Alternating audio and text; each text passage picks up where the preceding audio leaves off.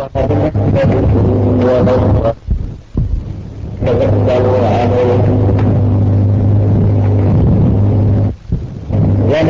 بالله من شرور أنفسنا ومن سيئات أعمالنا ونعوذ بالله من شرور أنفسنا ومن سيئات أعمالنا ونعوذ بالله من شرور أنفسنا ومن سيئات أعمالنا من يهده الله فلا مضل له ومن يضلل فلا هادي له ونشهد أن لا إله إلا الله وحده لا شريك له ونشهد أن محمدا عبده ورسوله صلى الله تعالى عليه وعلى آله وأصحابه وأزواجه وذرياته وأتباعه وبارك وسلم أما بعد فأعوذ بالله من الشيطان الرجيم بسم الله الرحمن الرحيم وأنتم الأعلون إن كنتم مؤمنين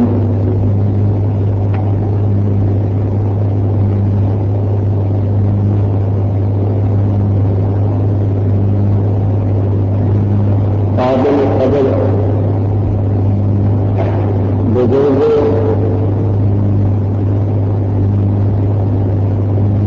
نوجوان ساتھیوں اور عزیز بھائیوں،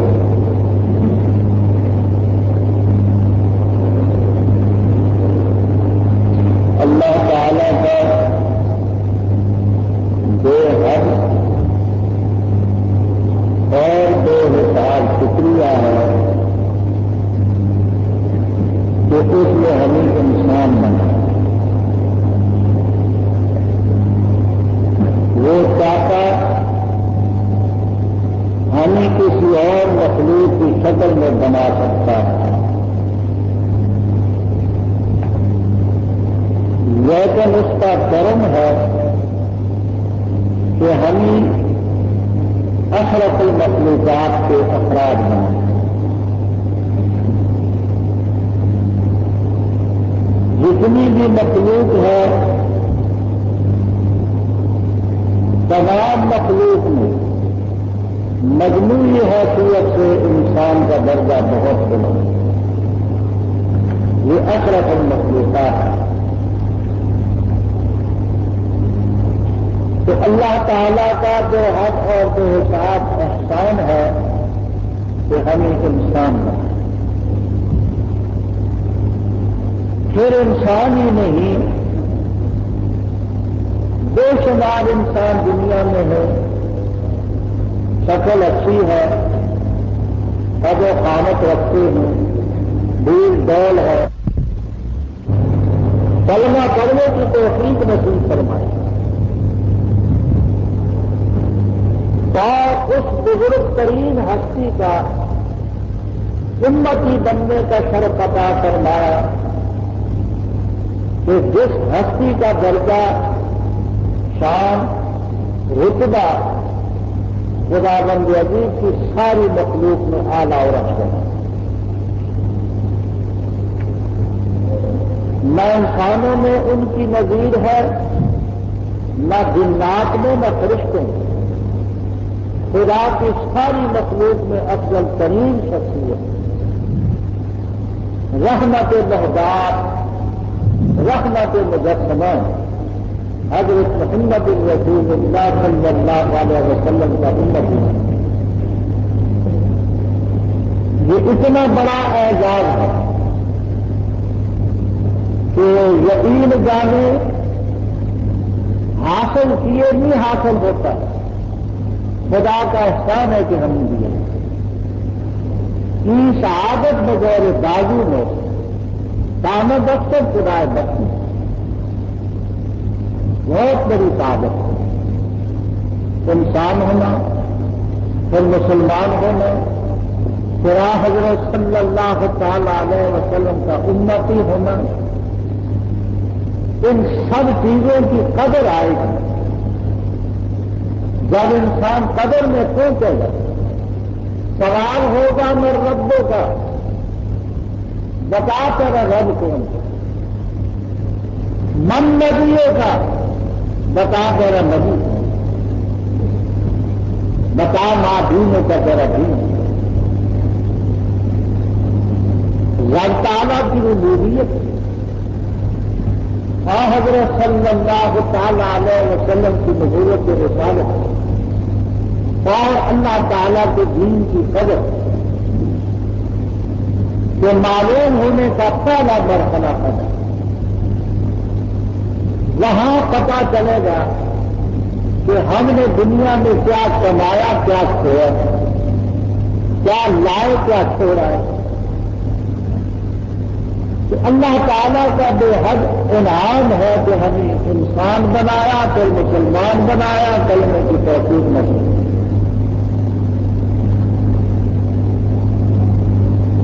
جس دن اللہ تبارک و تعالیٰ نے حضرت محمد الرسول اللہ صلی اللہ تعالی علیہ وسلم کو نبوت رسالت مرحمت فرمائی، اس وقت سے لے کر قیامت کے دن تک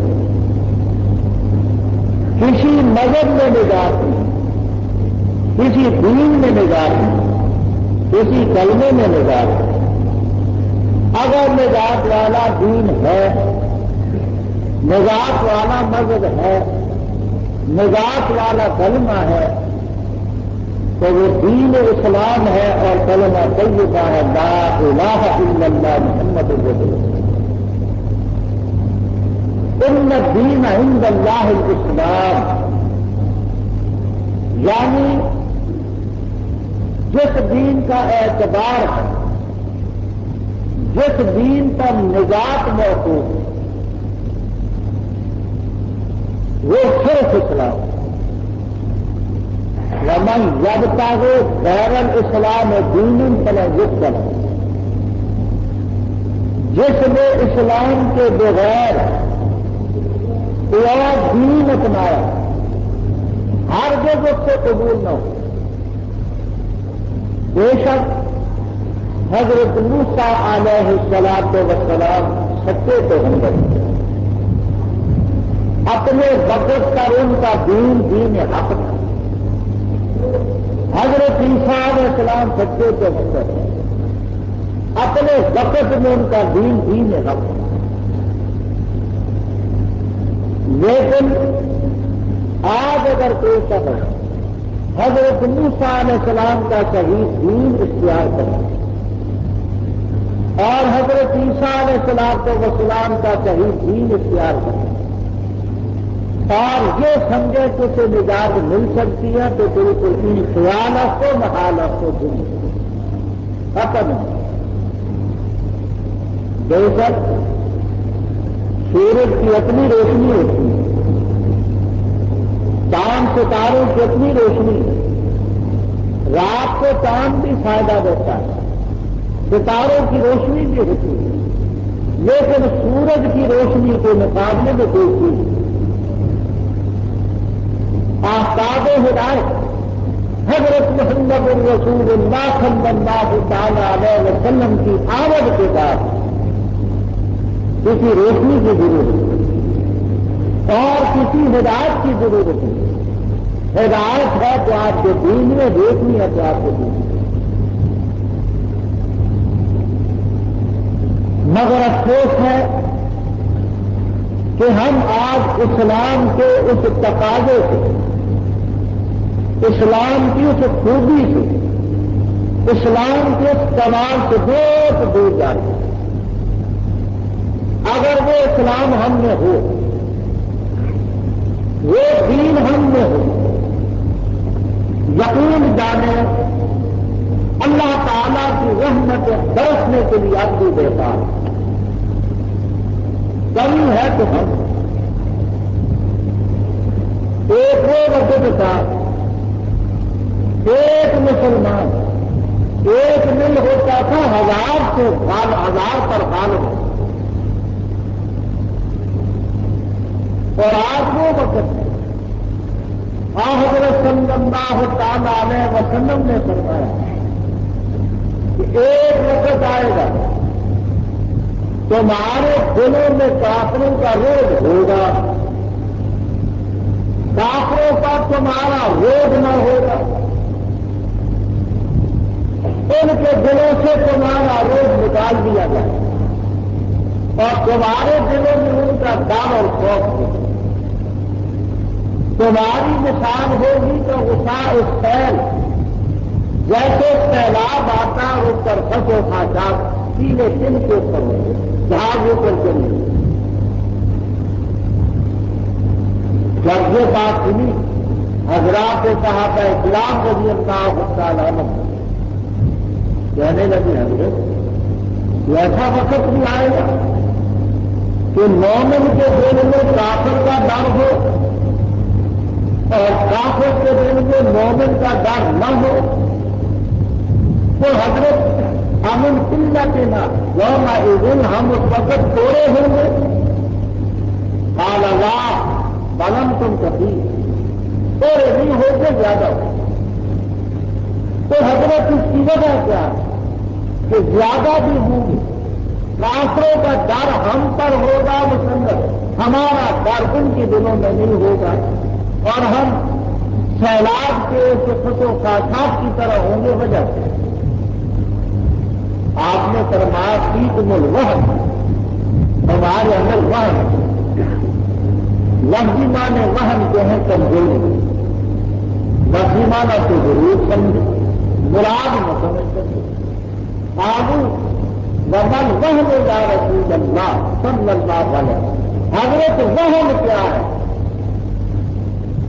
آپ نے فرمایا وہن ہے حب دنیا و کراہیت الموت، دنیا کی محبت تمہارے ریگولیشن میں شراکتی ہے، موت کو تم ڈرتے ہو۔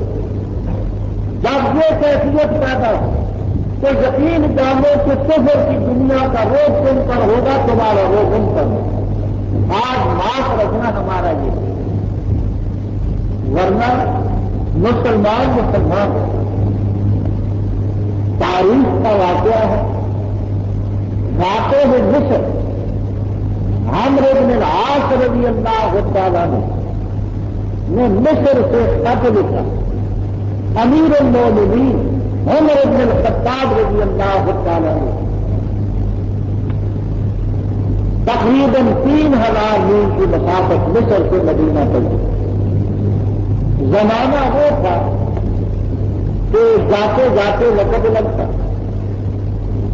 خط کا عنوان یہ تھا کہ حضرت ہم نے قلعہ یونس نام کا قلعہ، کہ یونس قلعے کا ہم نے محاصرہ کیا۔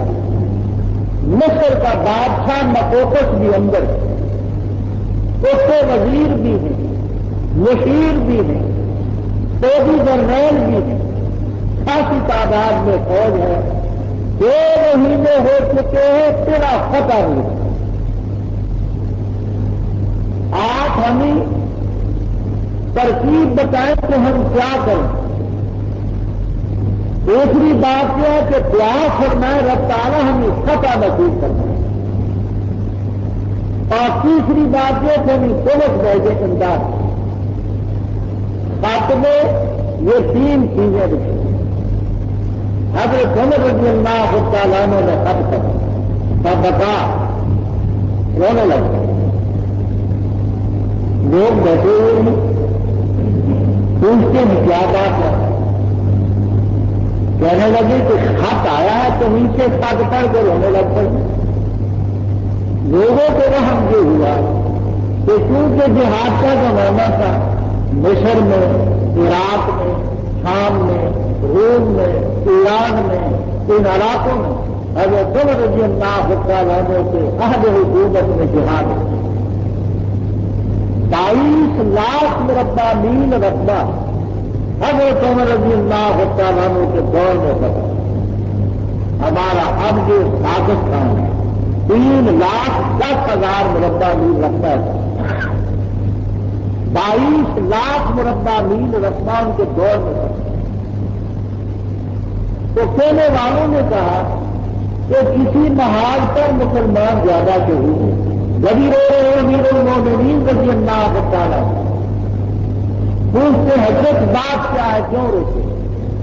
کچھ نہیں بتایا، روتے ہیں۔ دوسرا پوچھتا ہے حضرت رونے کی کیا وجہ ہے، پھر نہیں بتاتے روتے ہیں۔ سوال کیا کہ یہ کافر کہاں سے آئی، جواب ملا مصر سے آئی۔ سب کو خیال ہوا کہ حضرت عمرو بن العاص رضی اللہ تعالیٰ اور دیگر مسلمان بکثرت شہید ہو چکے، جبھی تو آپ روتے ہیں۔ پوچھا گیا آپ کا جس خوش ہوگا عمرو بن العاص قال لا، حضرت فرمائے کہ عمرو بن العاص رضی اللہ تعالیٰ عنہ شہید ہو گئے، فرمایا نہیں۔ وہ فرمائے کہ مثنی ابن حارثہ رضی اللہ تعالیٰ عنہ شہید ہو گئے، قال لا۔ حضرت کیا وہاں مسلمان کوئی نہیں بچا، فرمایا نہیں، یہ بات ہے۔ تو حضرت روتے کیوں ہیں؟ جیسی آپ نے حکیم دیکھے ہوں گے، ماہر حکیم اور ڈاکٹر بیمار کی نظر پر ہاتھ رکھتے خود بتاتے کہ تیری یہ بیماری ہے۔ ہر حکیم کی بات نہیں، ہر ڈاکٹر کی بات ہے۔ ماہر حاجت الفن نظر پر ہاتھ رکھ کر کے بتاتے کہ یہ وہ کے سلیمانے میں بتایا ہاتھ پڑا، پڑنے کے ساتھ 2 مہینے کیلے کی نفقہ ہونے کی وجہ سمجھ لی، فرمانے لگے میں اس نتیجے پر پہنچا ہوں لقد ترکت سنتا من سنن النبی صلی اللہ علیہ وسلم کہ عمرو بن العاص کا خط آیا ہے رضی اللہ تعالیٰ عنہ کہ 2 مہینے ہو چکے سنا نہیں پتا ہوتا، میں اس نتیجے پر پہنچا ہوں کہ وہاں مجاہدین میں سے کسی نے کوئی سنت چھوڑ دی آپ کی، جس کی وجہ سے یہ قصہ ہوا۔ واقعی یہی تھا قصہ۔ ہاتھ پڑا، پڑھنے کے بعد مسجد نبوی میں دعا بھی دی اور طریقہ بھی بتایا، فرمایا کہ جب خط میرا پہنچے، خط پہنچنے کے بعد جو کمی ہوئی ہے کسی سنت سے ترک کرنے کے پورا کرنے کے بعد اللہ تعالیٰ کا نام لے کر حملہ کیا۔ تو ان نے لکھا تھا کہ 8,000 فوج یہاں ہے، 8,000 فوج نے بونس قلعے کا محاصرہ کیا اور 4,000 فوج میں اور بھیجا، اب تم ہو جاؤ گے 12,000۔ فرمایا حضرت عمر رضی اللہ تعالیٰ عنہ، میں نے حضرت صلی اللہ تعالیٰ علیہ وسلم سے سنا کہ 12,000 مومن قلت کی وجہ سے شکست نکلا، کوئی اور امت ہو تو ہو، دیکھنا آسان حال۔ ابو داؤد شریف، ابو داؤد قیاسی، مستدرک حاکم، مسند احمد، موارد الجمعان حدیث کی کتابوں میں روایت 12,000 مومن ہوں، ساری دنیا کے کافر اکٹھے ختم نہیں کرتے، تو 8,000 تم ہو، 4,000 کی فوج میں اور بھیجتا ہوں، اب تم ہو جاؤ گے 12,000 اور 12,000 مومن اللہ کے فضل و کرم کی شکست۔ یقین جانے فوج کا نام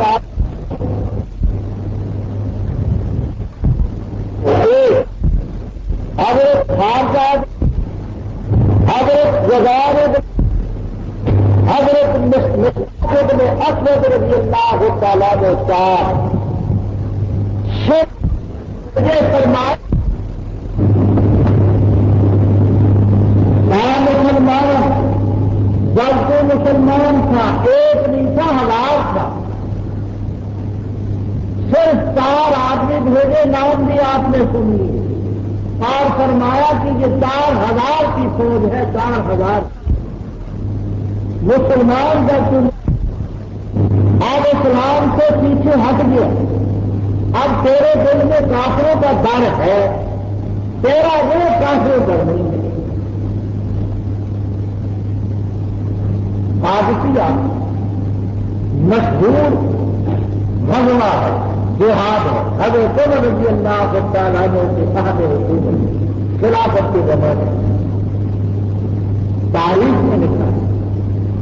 خالد بن ولید رضی اللہ تعالیٰ عنہ کمان کر رہے تھے فوج، مقابلے میں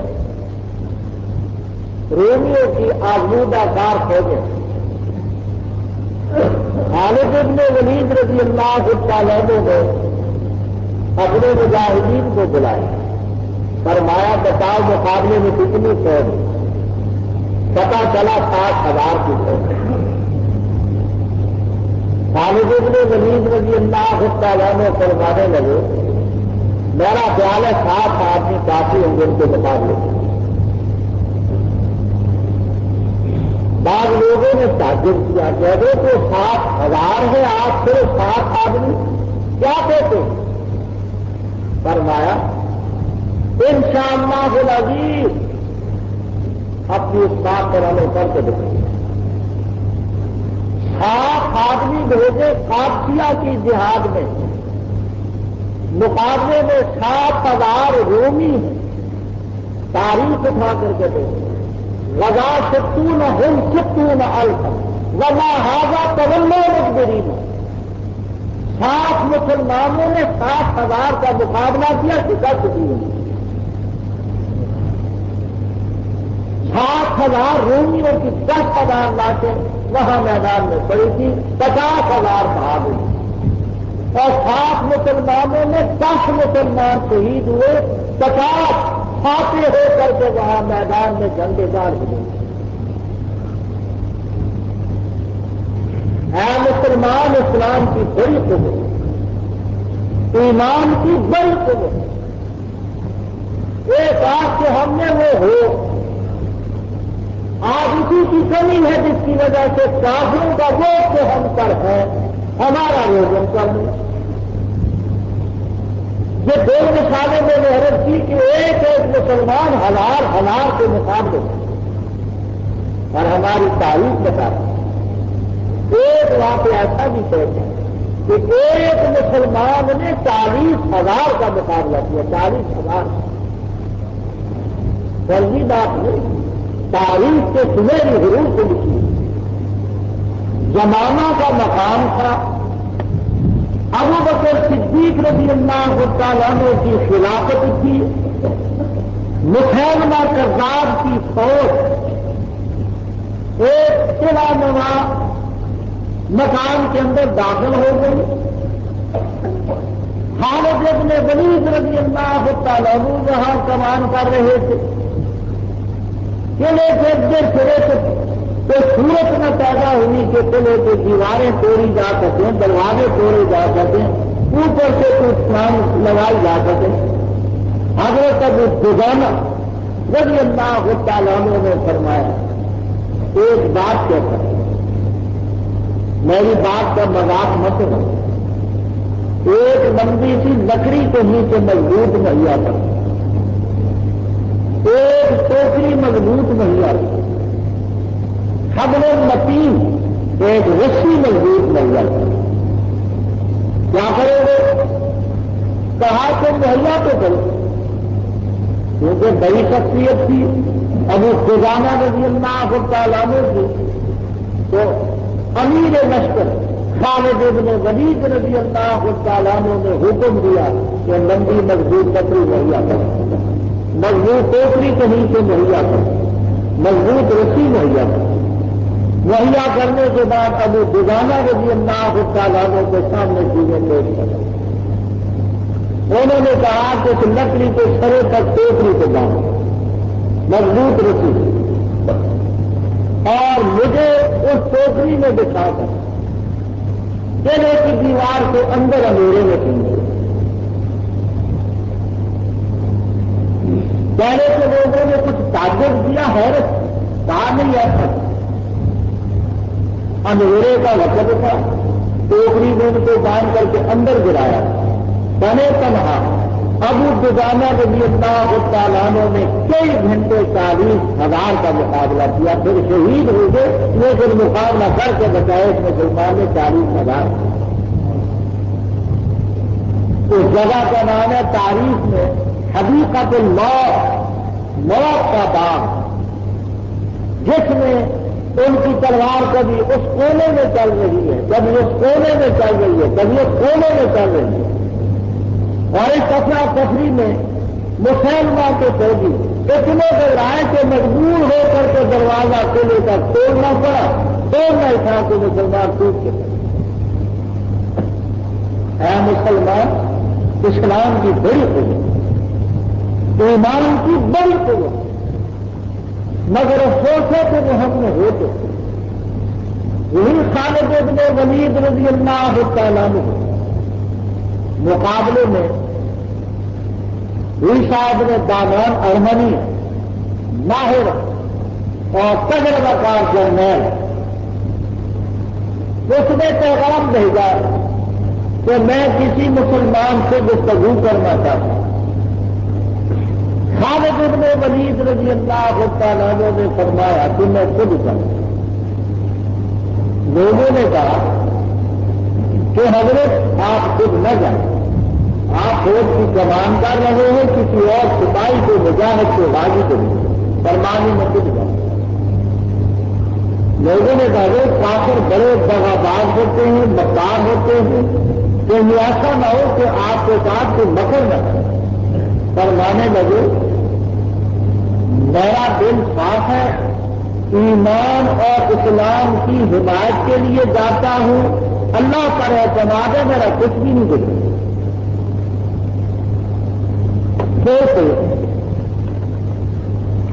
ابن دامان ارمنی نے بڑی حقارت کے لہجے میں سوال کیا، ما انتم،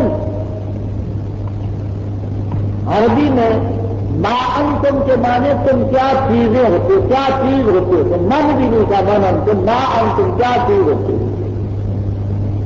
یعنی اتنا حقارت کا پہلو اختیار کیا کہ ان کو انسانیت کے درجے سے گرائی۔ یہ نہیں پوچھا من انتم تم کون ہوتے، سوال یہ کیا ما انتم تم کیا چیز ہوتے۔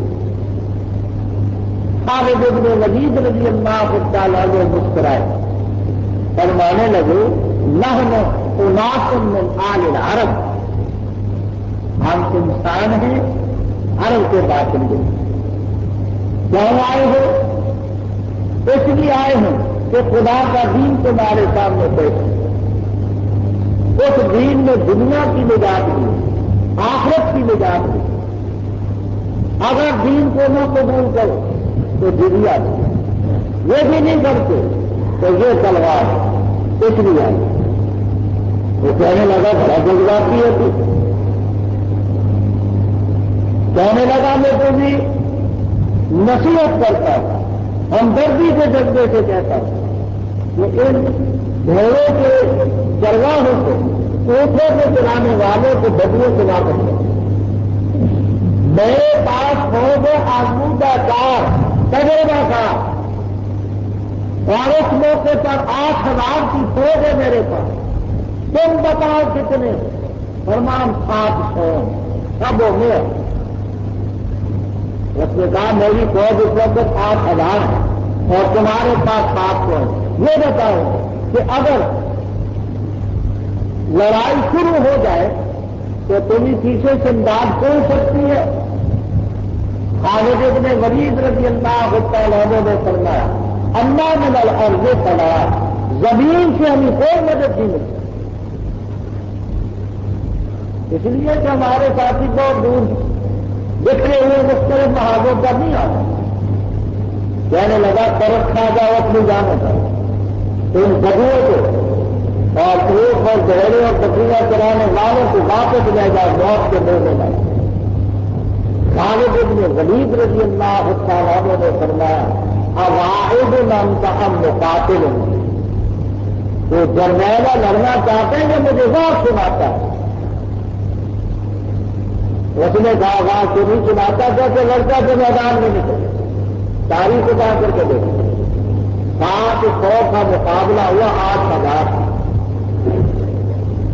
تقریباً 7 گھنٹے جہاد رہا 7 گھنٹے کی لڑائی میں 1300 لاکھیں کافروں کی تھی صرف 7 مسلمان شہید ہوئے تھے باقی کافر باہر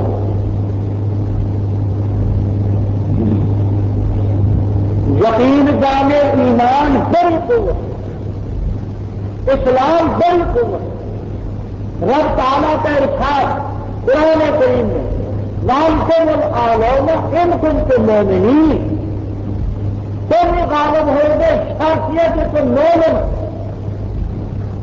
بے وجہ نہیں یہ اللہ تعالیٰ کا ارشاد ہے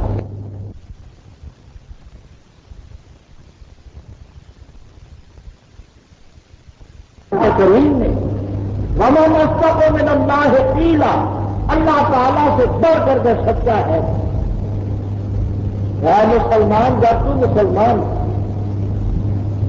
تو اپنے تو کیا بیگانے کیا درندے کیڑے مکوڑے کے لیے کار کر البرایا بن نہایا میں ابن کثیر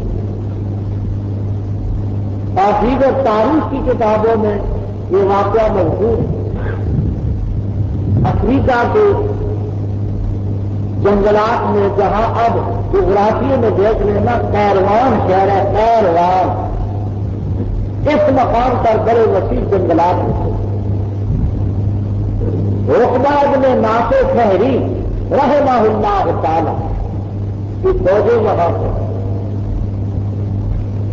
افریقہ کے بربریوں نے کہا کہ جہاں انہوں نے ڈیرا لگایا ہے وہاں موذی جانور سانپ بچھو شیر چیتے یہ ان کو سنا کر لہٰذا تم ان کو کچھ نہ کچھ مرنے بعض بربریوں نے کہا کہ انسانی ہمدردی کے ساتھ ان کو دلا دے ہمارے ہاتھ سے مرے تو چلو ہمارے بھائی انسان تو ہیں ان کو سانپ کیوں ڈھسیں ان کو چیتے کیوں کھائیں شہر کیوں کھائیں اتنا دے دو کہ ان جنگلات میں وہ بھی جانور ہے یہاں ڈیرا نہ جائے عقبہ میں نافع شہری رحمہ اللہ تعالیٰ کے چولہے پر کھڑے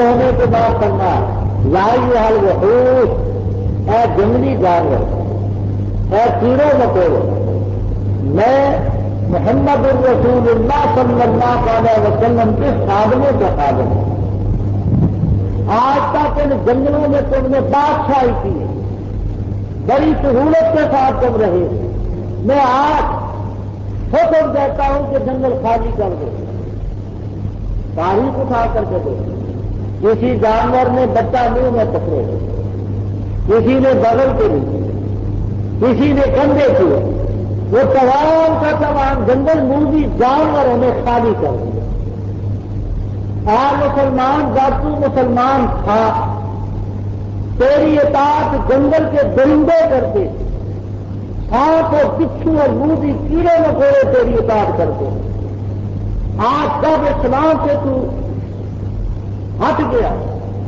اور اس کارنامے سے کٹ گیا جو اسلام کا عظیم کارنامہ آج تیرے بچے تیری بیوی تیرے کہیں نہیں لگے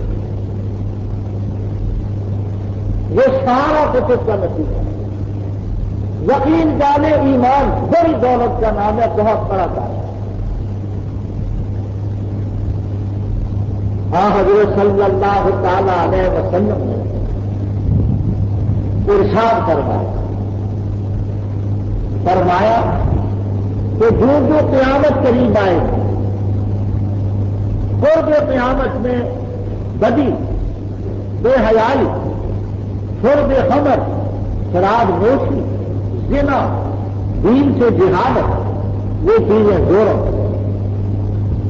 لیکن اس کا یہ مطلب نہیں کہ کوئی حق فرما ہوگا حضرت صلی اللہ تعالی علیہ وسلم کے ارشاد ہے لا تزال طائفة من امتی ظاہرین علی الحق لا يضرهم من خالفهم او من آواهم وفي روایت من خذلهم تو كما قال صلی اللہ تعالی علیہ وسلم ایک وقت ایسا ہے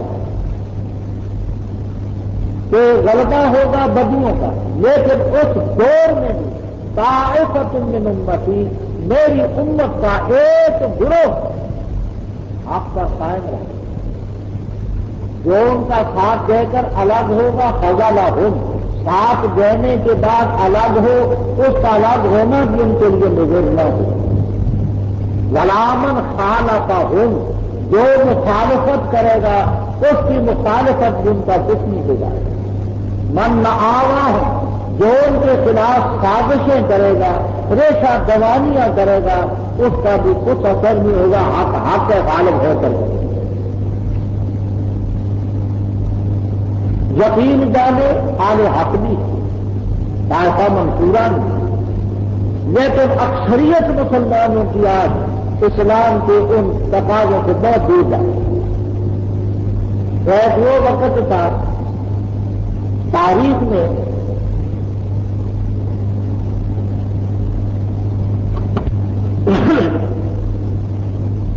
ایک وہ وقت تھا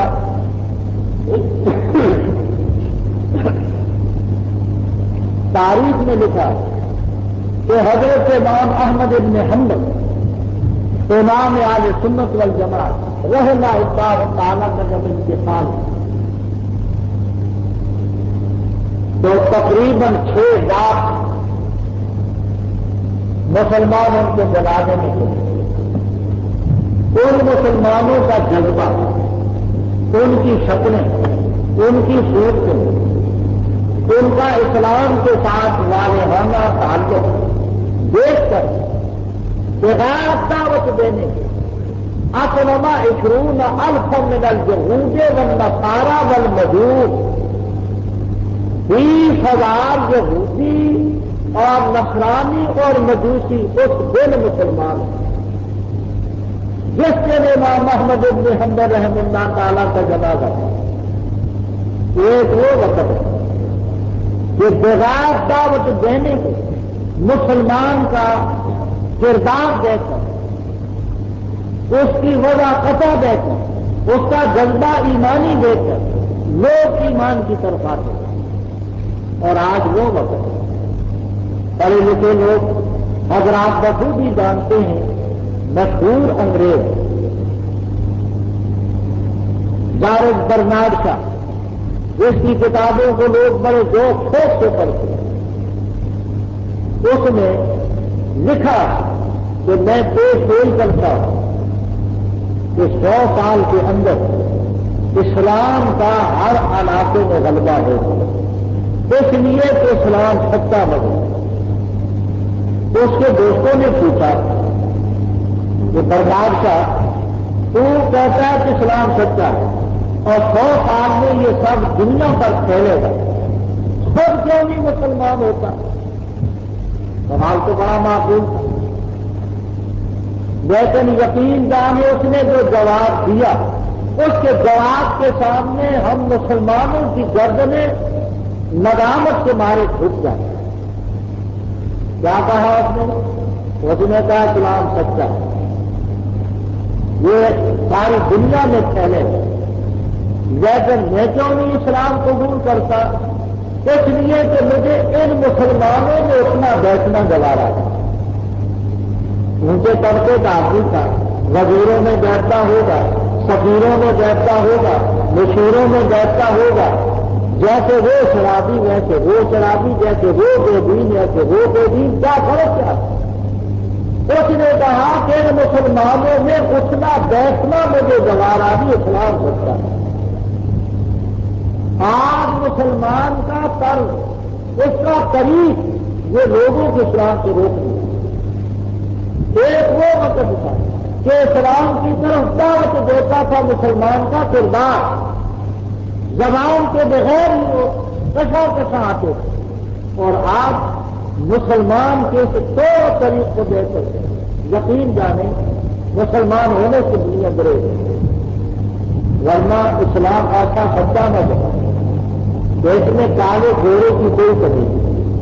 حضرت صلی اللہ تعالیٰ علیہ وسلم نے فرمایا، اور یہ روایت مجمع زوائد میں موجود. غالباً آدمی جلد ہے 84 صفحہ. اس لیے عرض کرتا ہوں کہ بعض دفعہ طلبا کو حدیث تلاش کرنا پڑتی ہے اور آسانی سے ملتی ہے. حضرت ابو سعید خدری رضی اللہ تعالیٰ عنہ حضرت صلی اللہ تعالیٰ علیہ وسلم نے فرمایا لا فخر لعربی علی اجمی ولا احمر علی اسود كلكم من آدم وآدم خلق من تراب وآدم خلق من تراب او كما قال صلی اللہ تعالی علیہ وسلم. فرمایا کسی عربی کو ماں عربی ہونے کی وجہ سے اجمی پر کوئی فخر نہیں. کسی گورے کو کالے پر فخر نہیں. فرمایا سب کے سب تم آدم علیہ السلام کی اولاد میں سے ہو اور آدم علیہ السلام سونے کا منتراب مٹی کے پیدا. فرمایا فخر انا بالتقوی پرہیزگاری ان اکرمکم عند اللہ اتقاکم. ان میں عزت والا وہ شخص ہے جو خدا بندی عزیز کے ہیں پرہیزگار. تو آج سفید خان اور سیاہ خان کے جھگڑے، اونچی ذاتوں اور نچلی ذاتوں کے جھگڑے، ان تمام کو مٹانے کا واحد علم بردار اسلام. آج ہندو ہریجن دو مسلمان ہیں. ان کی کتابوں میں لکھا براہمنوں نے پنڈتوں نے یہ قانون بنایا کہ اگر زید یعنی بقول ان کے جو آسمانی کتاب ہے، اگر زید کا کوئی نقل شوگر کے کان میں پڑ جائے، زید جو ان کے خیال سے آسمانی کتاب ہے جیسے ہمارے یہاں قرآن پاک ہے، تو اگر زید کا نقل شوگر کے کان میں پڑ جائے، ہریجن کے کان میں پڑ جائے، تو کہتے ہیں کہ اس کے کان میں سکہ پگلا کر کے بند کر دے، زید کا نقل شوگر کے کان میں پڑا کیوں. آپ انصاف سے فرمائیں کہ پھر وہ کیوں اسلام کی طرف نہ ایسے حقیق کے خدائی کتاب کو نہ سن سکے کہ یہ صرف پنڈتوں کا کام ہے، براہمنوں کا اور وہ کی ذات والے لوگوں کا کام ہے کہ وہ کریں اور سنیں. یہ کون ہوتے ہیں سننے والے؟ اور یہ اسلام اس نے امیر اور غریب اعلیٰ اور ادنا سب لوگ تاریخ میں آتا ہے. امیر حبیب اللہ خان مرحوم قاری نمازی آدمی خلیفہ راشد احمد وہ تو بہت اونچی چیز ہوگی. ایک دن بادشاہ کے نماز میں کھڑے ہیں، ایک مشق لیے ہوئے شخص پانی چھڑکاؤ کرتا ہے. اس نے تقریر سنی، روح تھا اس کا، جھٹ سے آیا بادشاہ کے امیر عبد الرحمان قادمی کے سامنے ساتھ کھڑا ہوا. اس کا باقی کا محافظ گھورنے لگا، دوسرے کیا کیا گندا لباس اس کا اور اس کے کپڑے گیلے کر اور یہ بادشاہ کے سامنے امیر کے ساتھ کھڑا ہو گیا. اس نے پرواہ نہیں نماز کرنے کے بعد اس سنکری نے معذرت کی کہ امیر صاحب یہ بس اچانک آ کر کے کھڑا ہو گیا، نماز میں کھڑا ہو گیا تھا اور میں اس کو کھینچنا چاہتا تھا لیکن میرے نماز کا خیال کیا تو میرا اس میں کوئی کچھ نہیں. امیر نے کہا کہ جو کیا اسلام بہت مطابق میں اگر بادشاہ ہوں تو کیا ہے، اس کو حق ہے میرے ساتھ میرے پہلے ساتھ کھڑا ہوں. اسلام نے یہ محمود خیال کا دور کر دیا. آج بات کے اسلام نافذ ہو اور اس ملک جو اسلام کے لیے دیا گیا ہے ساتھ سے ہماری زندگی میں نافذ اور اس کی برکات آپ دیکھیں کہ کس طرح پر حدیث میں آتا ہے. مسند احمد کی روایت لحد الزقام سے لگے ایک حد شریعت کے مطابق مجرم پر قائم کی جائے، اس کی برکات ایسی ہیں کہ 40 دن وقفے کے ساتھ مناسب حالات میں بارش برستی رہے تو اتنے اثرات اس کے لیے جتنے ایک حد قائم کرنے کی برکات. لیکن وہ صحیح طریقے منمانی کاروائی نہ ہو کہ جہاں رجم نہیں آتا وہاں بھی رجم، جہاں حد نہیں آتی وہاں بھی، جہاں رجم کرنا اس کا بھی انکار نہ ہو، اسلامی شریعت کے مطابق اتنی برکت ہوگی کہ 40 دن کی بارش بھی اتنا اثر نہیں ڈالے۔ تو یقین جامع اسلام بڑی دولت کا نام ہے، اور الحمدللہ کہ اللہ تعالیٰ نے ہمیں یہ دولت نصیب کی۔